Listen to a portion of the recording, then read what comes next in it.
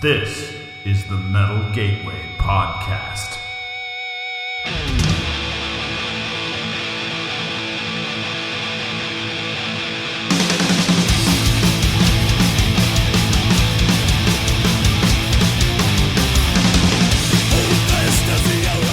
Hello, everybody.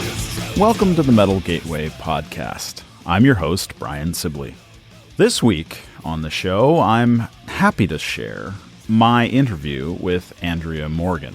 Andrea plays the violin in a couple of bands, one of which is the atmospheric black metal band Exulansis, and more recently, Andrea has joined up with The Keening, which is the new project from Rebecca Vernon, who you may know as the frontwoman and founder of the legendary doom metal band Sub Rosa. Exulansis released new music last year on Binder and Recordings, and The Keening's debut album, Little Bird, is on Relapse. I'll drop links to these in the show notes. This interview was recorded outdoors at Cascadian Midsummer Festival in June of 2023, so you'll hear some festival activity in the background. Exulansis performed at that festival last summer, and I was fortunate to sit down with Andrea and talk with her about her metal gateway, about the growing role of classical string instrumentation in heavy metal music, and the role of festivals in the metal community. A couple of announcements before that. First of all, reminder that the Metal Gateway Podcast is a sponsor of this year's Northwest Terror Fest, which runs from May 9th through the 11th in Seattle. If you're at that festival, please come find me and say hello. I'd love to meet you. And secondly, my guest today, Andrea, is going to be touring quite a bit over the next several months. The Keening is on tour in Europe right now, and they will be supporting Bellwitch until May 19th. And when they get back to the States from that tour, they have a couple of weeks to decompress, and then they go right back out on tour with Pallbearer on a North American jaunt that begins June 6th and runs through early August. So make sure and get out and see that show if you're either in Europe in April and May, or if you're in North America, June, July, and early August. I've seen The Keening live 3 times now, and it's a real treat, so don't miss it. Anyway, thanks for listening, and enjoy the show.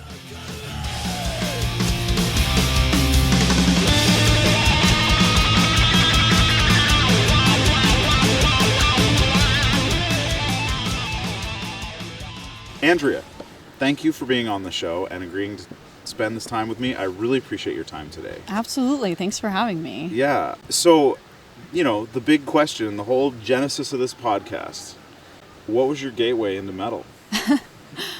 Well, it's interesting. My parents were actually total metalheads, but they were kind of more hair metal sort of metalheads, like my mom loves Eddie Van Halen, the whole Van Halen thing, and AC/DC, and they're into Dokken and Def Leppard and that kind of stuff, and I was just kind of used to hearing that growing up, and I was kind of all right, this is cool, I like the melodies and stuff, but my family's got property in Southern Oregon, and so we were out in the sticks, and not a whole lot of other kids around our age, and we played a lot outside, but then, in the cold months, we were inside a lot, so we were watching a lot of TV or movies or stuff like that, and we were watching, a lot of, Disney movies, honestly, and, I was hearing a lot of, classical music for the first time in, Disney soundtracks, and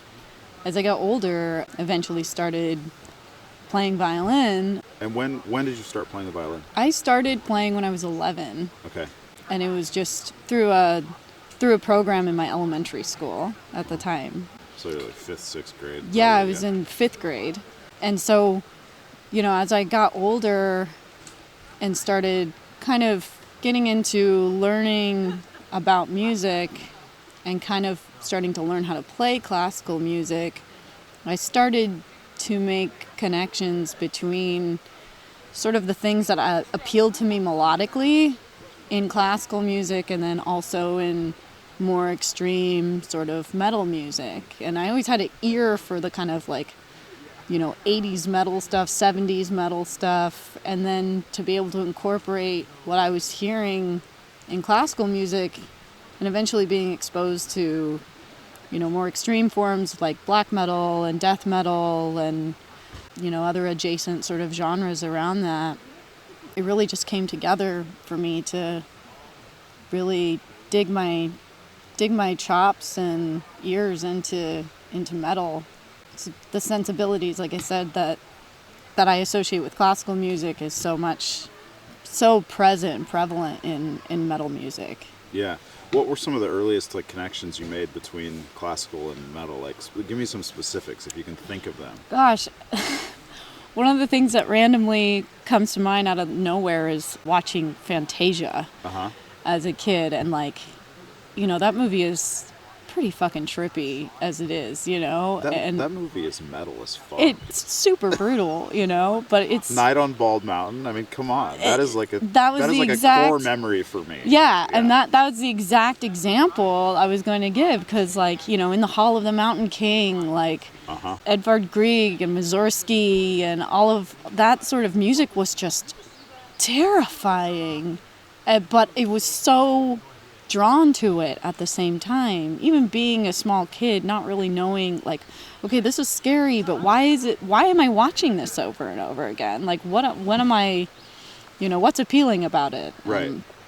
I don't know. I think as I got older, I just I was always, I guess I had a affinity for sort of things that are more in minor keys, and things are a little more subdued, I suppose, but right. Kind of developed over time into listening to faster, more intense, darker sort of classical music, that then finding that in metal, I'm wow, these worlds are really not as far apart as people think they are.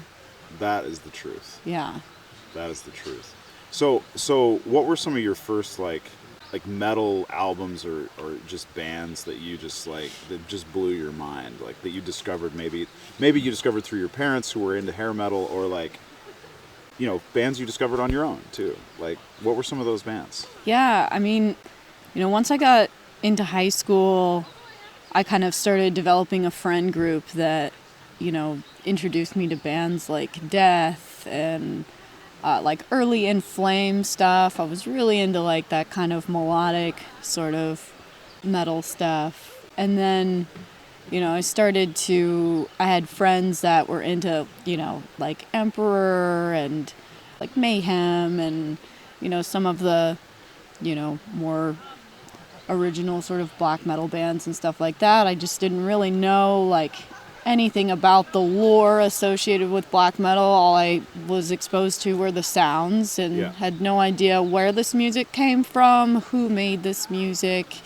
Just, happenstance, whoever I was hanging out with at the time were listening to this kind of music. And, once you hear one band like that, it's kind of leads to a rabbit hole, And back then, when I was in high school, we didn't have things like Spotify or Bandcamp or any of this kind of digital streaming stuff. It was still a kind of word of mouth situation, or if we had are we talking about burning CDs here? Is that Yeah, I mean, we were still burning CDs at that point. There was some digital stuff, people had iPod Nanos and stuff. Right, the MP3 thing was just starting to kind of become a thing. And so there was a handful of bands that I would listen to over and over again. And then, black metal and death metal were always a thing. And then I kind of started to get into kind of the more folky, crust punk sort of stuff. Fall of Afrafa is a really huge influence for me. I'm not familiar with that at all. They're really amazing band. You should check them out. Okay. They're no longer an active band, but their music is just absolutely beautiful to me. Really into that kind of, it's interesting to see how a lot of these sort of subgenres kind of end up, meshing together. And again, just making the point that it's all connected, the way that music tends to evolve, again, from the classical music stuff into the later years, there's little snippets of, if you want to call it a riff or something, there's a lot of those lines that are present in music that was written 400 years ago. Right. And I don't know, I hear those connections, and it just reminds me that, there's this idea that these two worlds are so far apart culturally, and they are, but, the idea of bringing those two worlds together has become something that's been really important for me in my writing of music and my presentation of it as well. And when did this happen for you? Was there like a light bulb moment where you realized that you could fuse these two worlds of like classical music and metal? Because I'm seeing, of course I'm seeing this more and more, and I spoke to some people this weekend at this festival, which, by the way, we're doing this interview here at Cascadian Midsummer Festival in Western Washington, and we're doing this obviously outside. For anyone who's listening and wondering what's going on in the background, we're literally at a music festival right now. But I've been talking to a lot of people this weekend, and I've talked to a couple people who are also string musicians, and one of them had said to me that this is a really interesting time for the strings in metal. Right. Absolutely. And so I was just wondering, like, what's your reaction to that, and what are your thoughts on that? Yeah, it is. I agree. It's a very interesting time for strings and metal because, a lot of the times when people think of, metal music, it's two guitars, a bass, and drums, maybe a vocalist. There's that standard sort of rock band formation. Yeah, the 4-piece rock band. Right? And then, a lot of these bands have started incorporating strings as sort of more of a novelty, sort of accessory sort of instrument of, oh, look, we have this like special thing in this sort of non-traditional instrument playing rock music, and how novel is that? And there's been this sort of various groups of people that are kind of doing that and showcasing strings as, again, more of like an accessory, but there nonetheless, and people seem to be drawn to it. My whole thing with Exulansis is that I want to present something like the violin as a core instrument of the band. That is absolutely central to not just the atmosphere of the band, but the composition and everything else, right? Right. And, for simpler terms, you could think of the violin in Exulansis as like a second guitar. Yeah, sure. Basically. And so we do really try to incorporate it in a way that, a lot of the times when people have violin or other sort of strings, it's like, oh, you're just going to play in this one section, and then the rest of the time is going to be, just regular rock band formation. Right, or we need this string instrument to create a particular atmosphere at this particular point in the song, and then it goes away. Yeah. It's this thing. But that's, I think, one of the things that for me I was drawn so much to your music is because I love how you have brought this instrument into the core of the sound, right? It's not just an accessory at all. It's absolutely a core instrument. So if that was your goal, I can tell you that, at least from my perspective, goal achieved, like success. Thank you. You guys have done a wonderful job with that, and I'm very drawn to your music. Brief interlude from the studio here. I wanted to share an entire track with you because it's only 5 minutes long, and it gives a really good illustration of how Exulansis incorporates Andrea's use of the violin and how it becomes both integral to the overall sound, but also to the structure of the song and the overall atmosphere they're creating.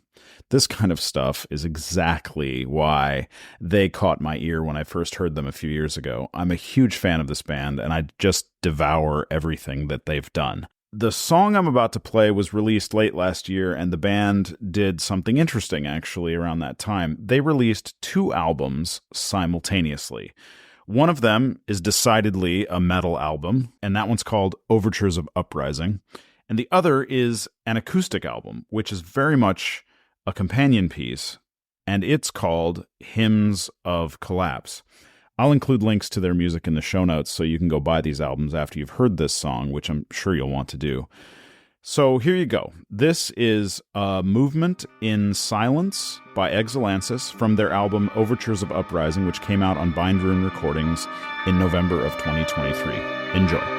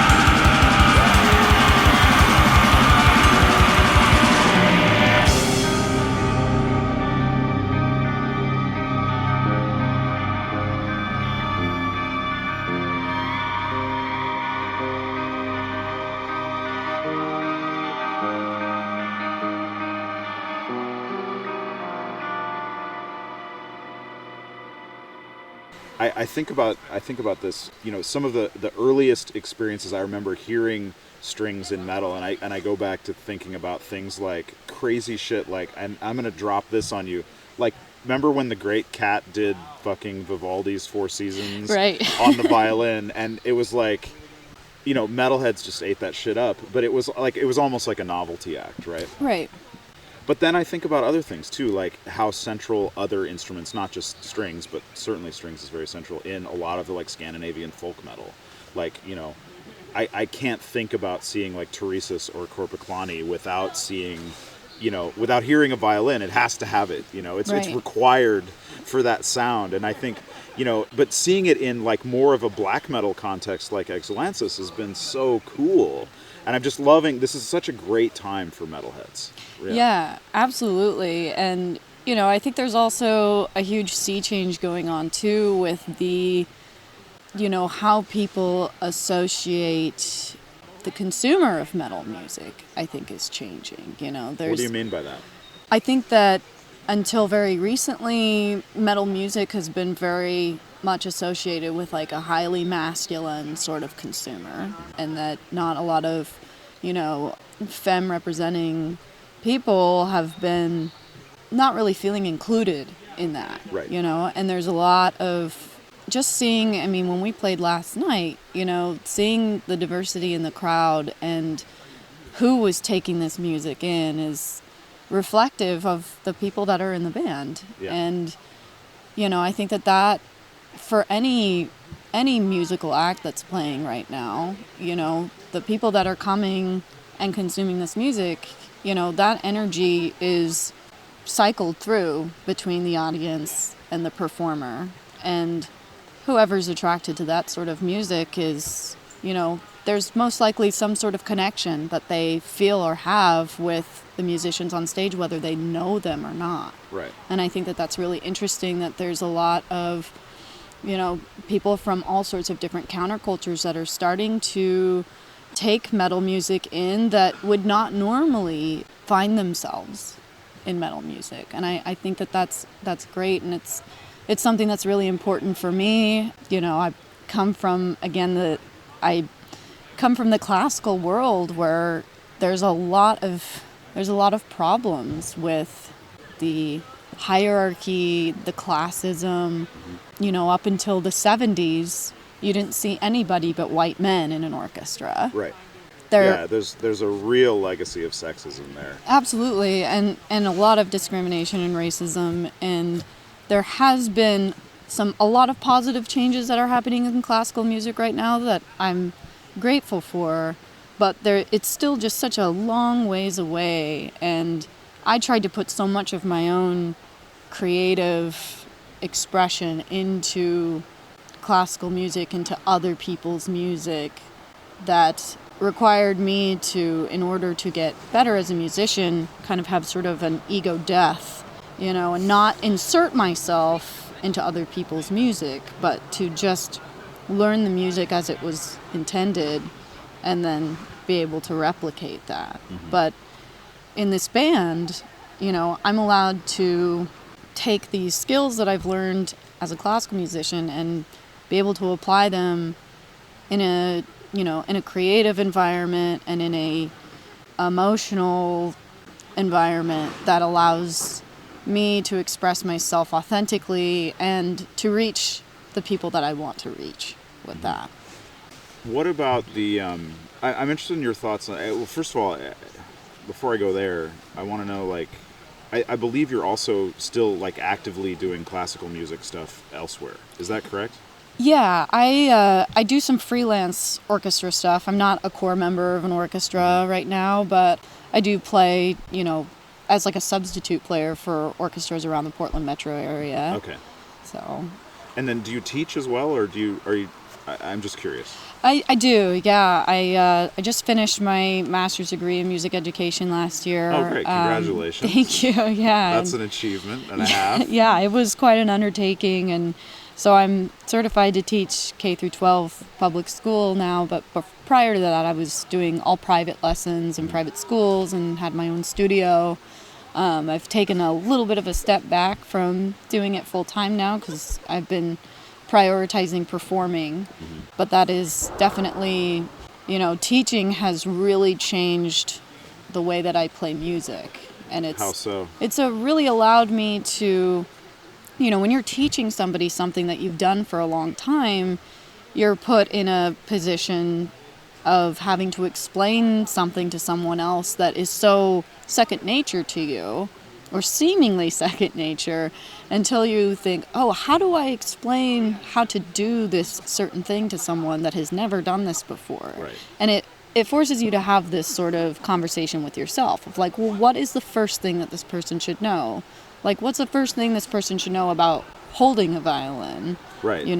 Where does that motion start? Where should their left hand be placed? Is their wrist out or is their wrist in? You have to kind of prioritize all of the steps that it takes to get somewhere. And it forced me to kind of reflect on, how did I get here? How did I get from point A to point B? What did I have to do to understand this and be able to move forward? And so that sort of mindset becomes applied to what I do musically. So, it sounds cliche to say, but, teaching has made me a better musician, and being a musician has made me a better teacher, and that sort of, cycle is really important to my music making. Yeah, I totally get that. I think you're absolutely right, and I don't think that's cliche.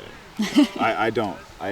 They say that you don't truly know how to do something until you've tried to teach someone else how to do it. I think that's definitely true. I mean, and I had to relearn how to play the violin when I got to college. I mean, I just, I didn't have I had a, fairly unconventional, education as far as learning the violin. A lot of people who, pick up the violin, it's usually, parents that are fairly affluent and educated and kind of take their kids step by step throughout this whole process. And that was not my situation, right. And it was very much my own thing. It was something that I had to facilitate on my own, paying for lessons and driving myself to rehearsals and, making it happen myself. And, with that, I was also, I was working I started working when I was 13 years old. So, I had to find that balance between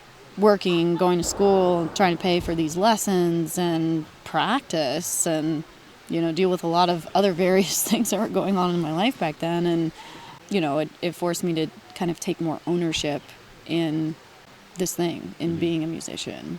I had various teachers throughout that time, and some of them were very supportive and some of them just very much wasn't. And I think it was because I didn't really fit the mold of like, in the teaching world, there's this sort of idea of the student and the parent and the teacher, and there's a triangle that's happening to help facilitate the learning of the student. And that triangle was never really fully formed for me, That wasn't your experience. No, and so I had to really sort of understand that concept later on as a teacher as opposed to a student. And so I was kind of going back and forth with that idea of, okay, like I have to be my own teacher. I have to learn how to be, a student all over again and relearn my instrument and really understand, what I wasn't doing or what I was kind of, cutting corners with, and how I was sort of sabotaging myself in a lot of ways that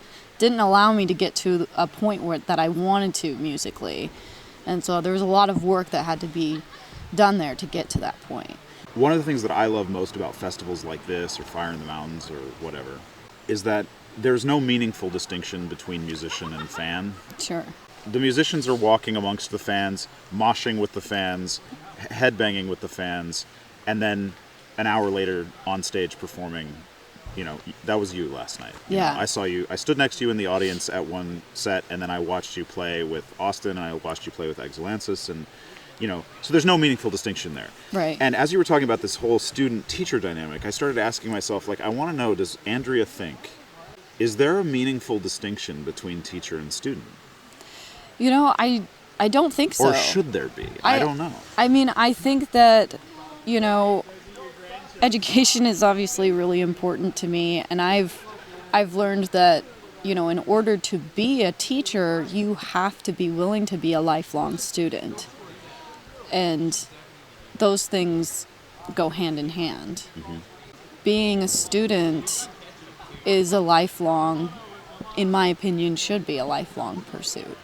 And as far as this festival goes, you're talking about no distinction between the musician and the artist. I think that... Or no meaningful one anyway. Right. And I don't think there is, and there shouldn't be, I think it is about building community. Yeah. And that this idea that one person is superior to another because of where their social status is or whatever other sort of status they have, it should be dissolved. That idea. And I really feel like that's the only way to build an authentic community, to be willing to talk to each other and to put yourself in a place where you're willing to receive new information. Mm-hmm. And it goes back to that idea of we're all students out here, mm-hmm. but we all have something to teach each other. Yeah. Yeah, and I think, this community, the one thing I love about, one of the many things I love about this community is that everyone who's here and all the people who put this festival on, we are essentially like sort of prefiguring a world that we want to see. And I when I left Fire in the Mountains last summer, it really hit me, and I'm feeling it again this weekend. To me, being in an environment like this is what true freedom feels like. Absolutely. This is what real human connection is like. These are a bunch of people. There's no hierarchy here of any kind. There's no structure. There's no artificial structure anyway. There's no authority structures. Everyone is here contributing to the whole vibe of the weekend and creating beautiful art and supporting each other and feeding each other and taking care of each other because we believe in community and we believe in this art form and we believe in everything that goes along with it. And I love that sense of this is what the world should be like. This is what our lives should be like. We should be able to live like this every fucking day. Absolutely. I was just talking to somebody about this last night, and it's like, we've all gone through this collective trauma over the last 2 or 3 years. And, especially all of us that are of a certain age, we remember what things were like before the pandemic. Yeah. And the way in which we sort of unknowingly took for granted all of these experiences and things that we could have. And when all of that was taken away, a lot of us, especially as musicians, performers, people involved in the music industry or entertainment, we had the real feeling and possibility that the things that we're doing might not be a possibility again for a long time. And, puts you into this thought of, well, if not this sort of opportunity to come together, what then? How do you replace that? How do you keep moving? And, we all did what we could to get through that time, and we're here now in the summer of 2023, where it really feels like the first sort of quote unquote normal summer since the pandemic. Yeah. And there's this general energy that I feel here that, people have been starved of this sense of community and being able to, it's one thing when you're on the internet or you're visiting someone over Zoom, there's this sort of invisible veil of not being able to, feel that person from, the same side of the room. Right. And we were all just depleted of that for so long that we've realized how important it is to have these sort of events, to have people coming together from all walks of life and be in the same room and realize just how connected we really truly are. That's, this festival particularly means a lot to me for that reason. We've got people from all over the Pacific Northwest, but now all over the country. There seems to be people coming from other countries now, and I love that, with every little small connection, it extends that web even more, and it's so important. It's the only way that all of the divisiveness that's been happening in the world and becoming so visceral and so polarized, we need to figure out a way to bring that pan closer together. Yeah. And be willing to have conversations with each other and be willing to listen to perhaps things that are really uncomfortable, perhaps offensive, and be able to open up the table and just talk to each other. Yeah. Yeah, and all of that, and I think, the sort of cherry on top of that whole Sunday is just the fact that just the natural setting of this place, like just being in this like incredible forest. I mean, it's just undeniable. Yeah, you're just like you're just bathing in it every day, like just it's just it's like a soul cleansing weekend. And these things have become so important to me. How important it is for me to make sure that I connect with people who are a lot younger than I am. Sure. Because I don't want to miss these like shifts in thinking that are happening. Yeah. And a lot of the shifts in thinking that are happening at a very rapid pace in a very profound way, a lot of those shifts are happening with younger people or people who don't look like me. Right. And it's critical. And I think, one of the most like sclerotic things that anyone can do as they age is just not ever talk to anybody who's different from them. Yeah. And I think it's so common. And I think so many people fall into that trap of just like this comfort of being ensconced in a bubble of people who are just like you. Yeah. And, you come to a place like this and it's broadening. It opens our mind. It's crucial. It's crucial for, I think, a good life. To come to a place like this. I absolutely agree, and I think you're right. There is that sort of danger and also that comfort that people feel as they create these or become a part of these echo chambers. It's great to be able to find people with common sensibilities, but you never know who you're also alienating in that point. That I feel like if you're not bringing everybody, if you're not opening the table for an open discussion, that you're actually potentially doing more damage by saying, oh, you said something fucked up, you can't sit with us. Right. And that person, it's possible, could become even more radicalized into a direction that is destructive. If people aren't able to have an opportunity to have a discussion. But both parties have to be willing to do that, put the guns down. Yeah, right. Physically or metaphorically. Yep. And be able to participate fully. And if either party is not willing to do that, then we're at an impasse again. And then we've established these extremes. And coming together with a community like this, there's a lot of people here that probably don't agree on everything, but everybody here is willing to check their shit at the gate and just be as authentic as they can, take care of each other, and keep moving forward. And I think that that's been the general vibe here, is that everyone is ready to move forward. Everyone's ready to build a better community and to show each other that it's possible to not allow things like capitalism and extreme polarization take us under. We have to continue fighting. We can't allow all of these forces to continue to divide us. Yeah. I really saw that. I'm not sure about what it was like in your neighborhood, but it was really profound to see at the beginning of the pandemic, when there was so much uncertainty and nobody knew like how bad was this going to get. Nobody knew if this was going to be something that they could develop a vaccine for. Nobody knew exactly even how it was spreading yet. Like there was so much uncertainty and everybody was scared. And this, at least in my neighborhood, there was this beautiful thing that happened, was people started just taking care of each other. Yeah. So like there were these little mutual aid networks cropping up all over the place. And we had people just, in my neighborhood, there was a mutual aid network that cropped up in just sort of like the neighborhood that was like about a 6-block radius in roughly around where I live. And people were, there's some older people who live in our neighborhood, for example, and, people were really concerned about, older people and their ability to fight off this disease if they got it. And so people were like going grocery shopping for their elderly neighbors and checking in on their elderly neighbors to make sure they were okay, whether they needed anything. And I was just like, this is beautiful. This is how it's supposed to be.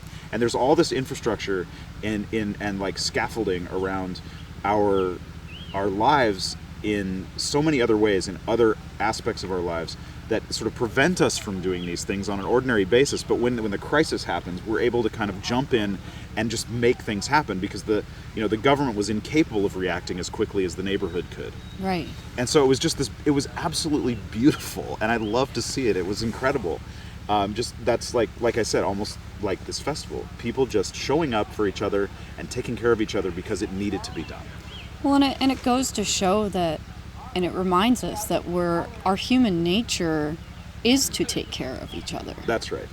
And I think that there are forces at play that try to make us forget that in order for someone to profit off of That's right.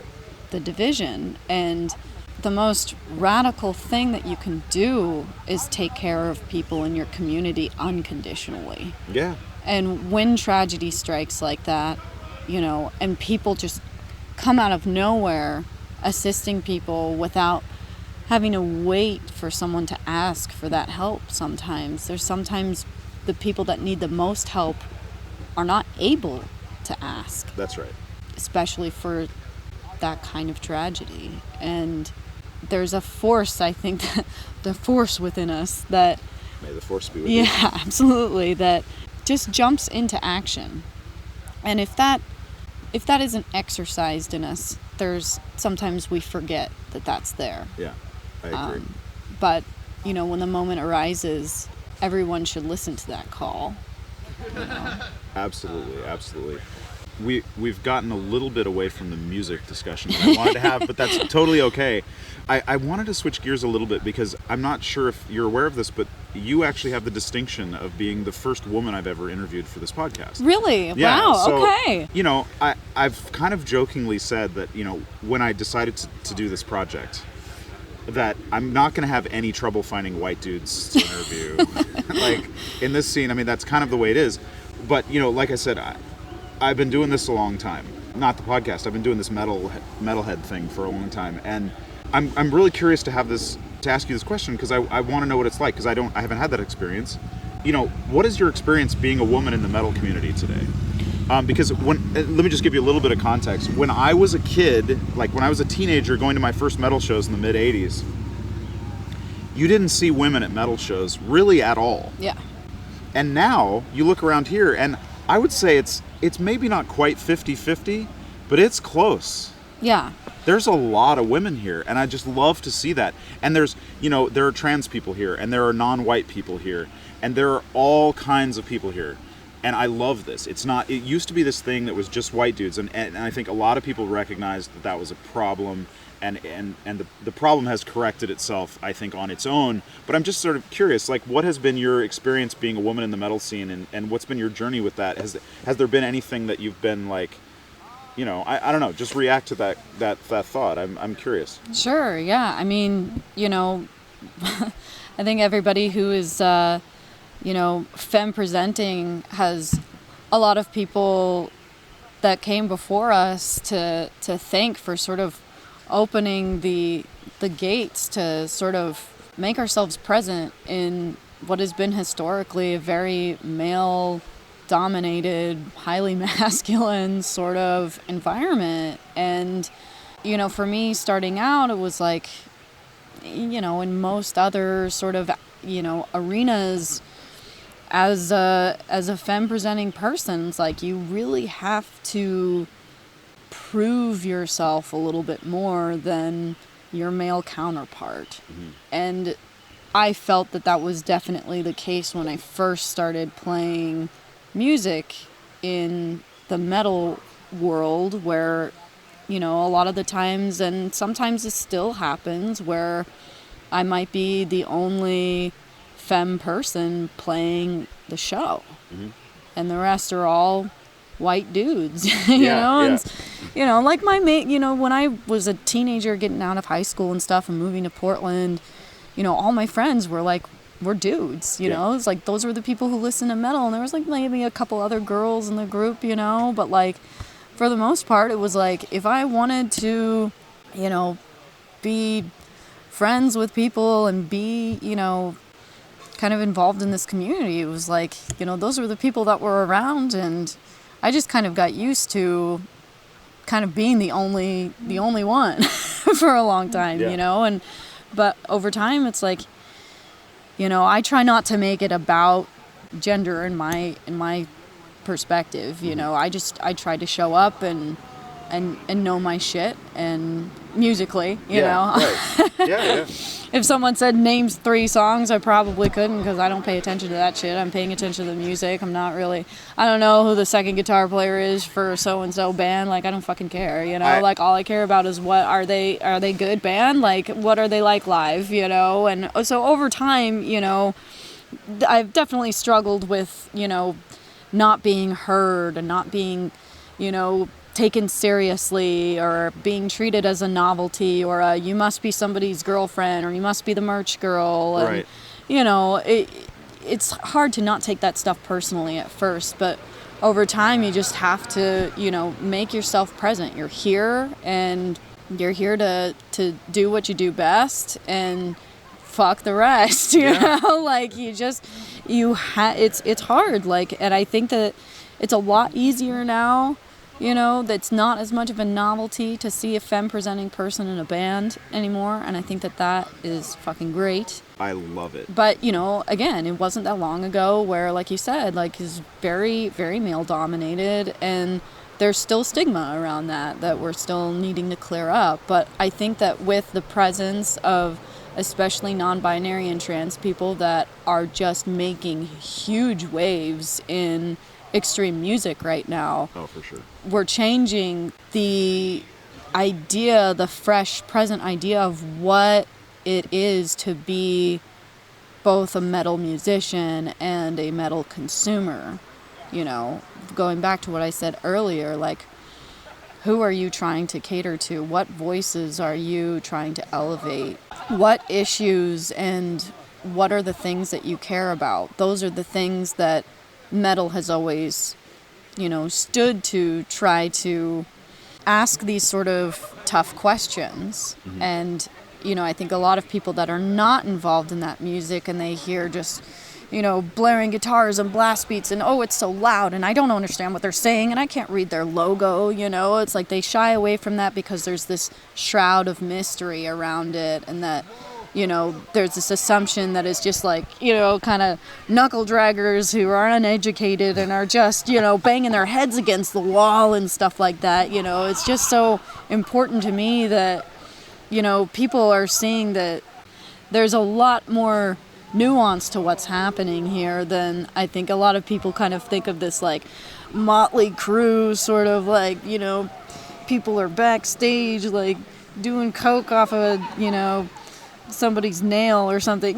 Just like right. There's this whole idea of like, again, that sort of just super sensationalized idea of this music, and especially for sort of the realm of music that's happening at a festival like this, it's a totally different wave that we're experiencing. It's a really really interesting era that we're living in right now. Yeah, and I one of the things I love about it is that, like you said, you mentioned at the very beginning of that answer to the question was, that the earlier era was like known and reinforced and constantly perpetuated as this like hyper masculine thing. Yeah. And one of the things I love about a festival like this is that there's a lot of feminine energy here. There's certainly some masculine energy here, but there's also like other energies. Yeah. That absolutely. are neither feminine or masculine. And like I think what a beautiful time. Like this is such a fucking great time to be a metalhead. And I just love having sort of gone through the experience that I've had in my own metal journey and seeing it evolve so incredibly from where I first came into it has been like, it's been nothing short of mind-blowing. Yeah. To see how it's changed in the last, say, 35 years. And I just, like, I can't wait to see where it evolves over the next 5, 10, 15 years. Like, it's going to be amazing. Yeah, I really feel like this is just the beginning of how much all of this can change and how much it is changing. Yeah. Again, we've all experienced this sort of collective trauma, and you can feel that's still being very fresh, and it's really given people an opportunity to think about, if we want to be a part of this, how do we really want to live? And what's really important?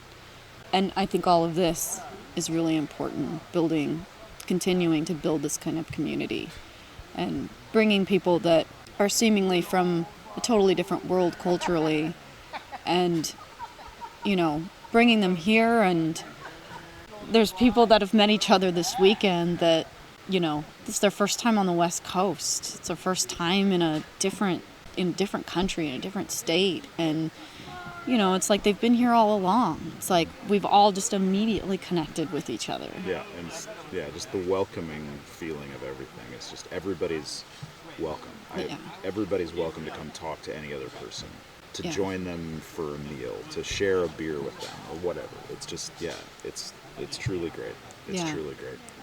Yeah, and I feel really lucky to have even a sliver of contribution to what's happening here, and want to see where that goes and how it continues to evolve. Yeah. So speaking of things in the future, what's coming up for you, knowing that I'm not exactly sure when this episode is going to air, but what other things are you working on? Because I know you've got a couple of other projects outside of Exulansis that are, like, pretty exciting.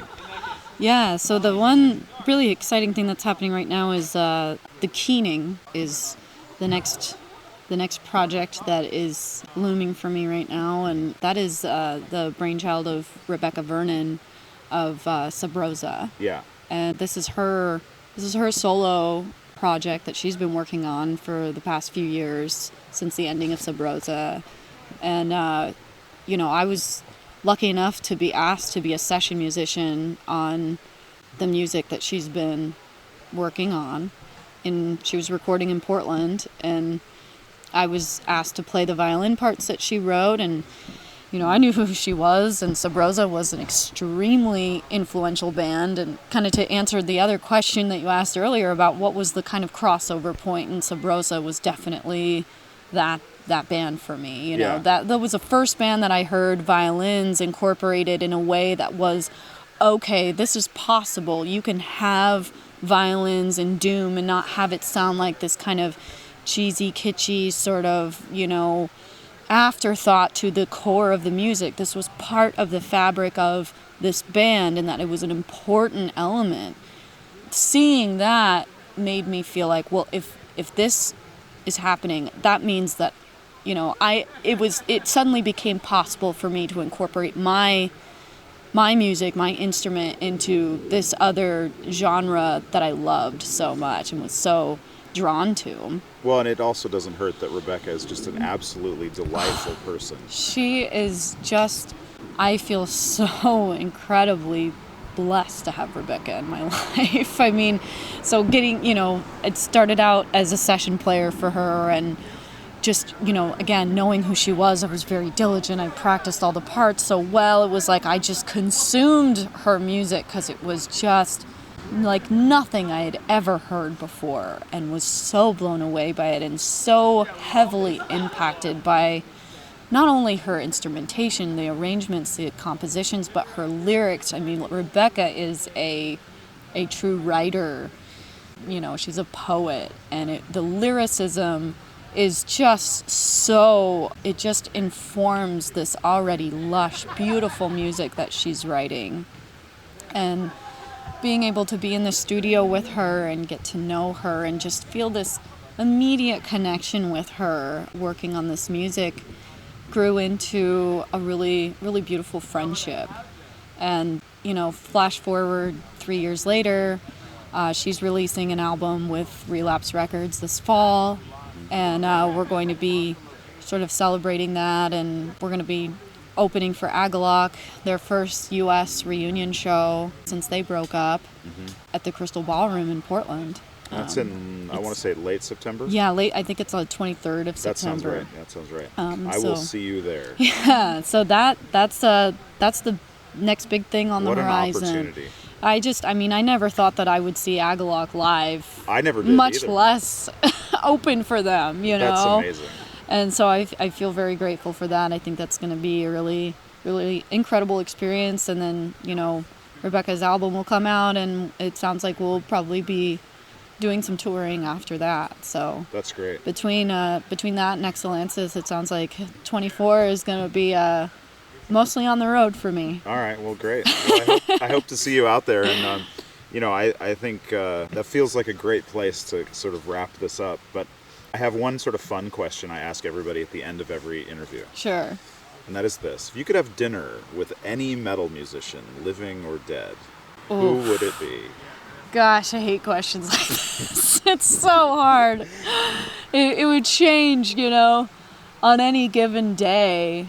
Like, I think of people like, I don't know why I'm thinking of Chuck Schuldiner right now, but, he was a mind that I felt like was really ahead of his time, and his life was cut short, and I would love to kind of hear some of his perspectives about what it means to kind of be a musician in this realm.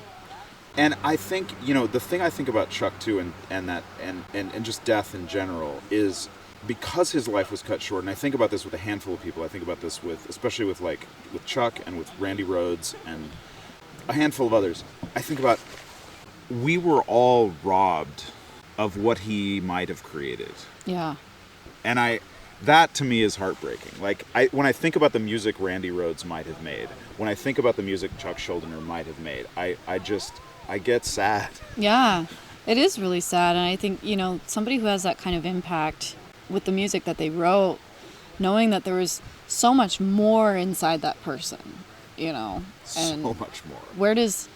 Where do those musical ideas go? Do they float away? Do they stay with that person, and like Rebecca and I have actually had that conversation multiple times of like, we've experienced setbacks where we can't, put our music out sooner than when it was supposed to or something, or, point being is that, something that you wrote in 2020, if it had been written 3 years before that, it would have been a completely different, it would have been a completely different album, and so something like, what would have Chuck Schuldiner created if he had been alive? No one is to know, but perhaps someone else is carrying that torch. Those musical ideas have floated into someone else's brain, and now they're, those influencers are coming out, and they're, keeping the legacy of these people alive by sort of carrying those ideas. And it's like having a conversation with somebody, that somebody is inspired by something that someone else says, and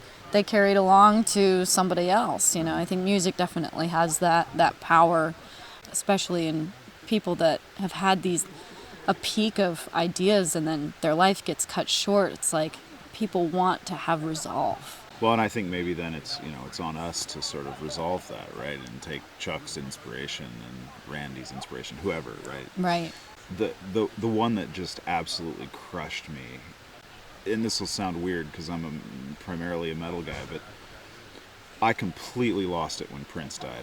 Oh yeah, that was a huge deal. I just fucking bawled. Yeah. Like, I couldn't believe the shock of that. And it was because, Prince was really important to me in my early musical journey, but I totally lost it. I couldn't believe I was going to have to live in a world without Prince, because I never imagined that I would have to. Yeah. Like, the thought never crossed my mind that Prince wouldn't be there. I had the pleasure of working one of Prince's shows in Portland. It's really weird because the show happened exactly 3 years before he died. I worked at the Rosen Theater in Portland for 10 years, and it was 2 shows in one night. So it was 2 sold-out shows.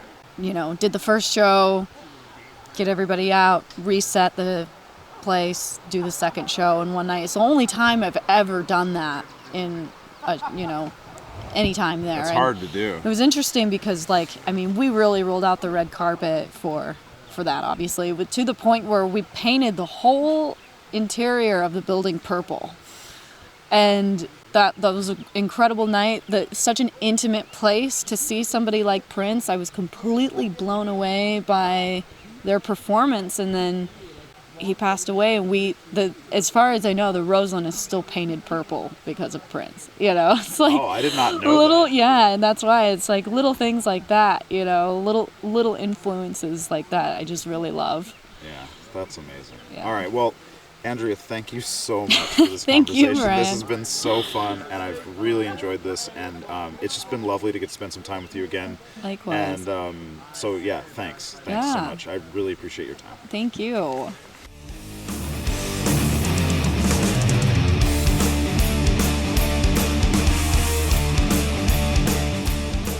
And that's our show for this week.